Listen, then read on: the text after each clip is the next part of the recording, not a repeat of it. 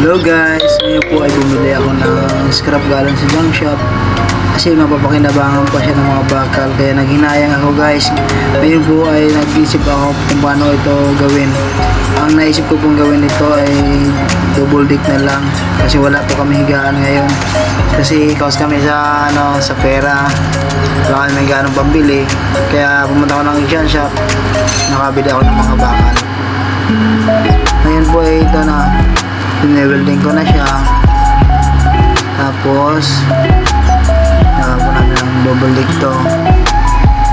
Halos guys, estimate lang nito ay umabot lang to ng 3,000 mahigit, siguro mga 3,500. Nabuo ko na siya, napakaganda rin guys sa akin, maganda na to kasi sulit yung bakal ang ginawa namin.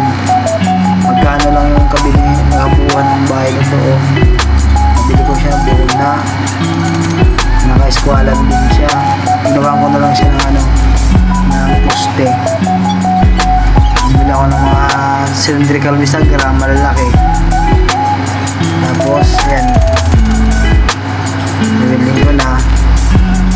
Makikita naman yun guys kung paano namin ginawa yun. Hindi kami lang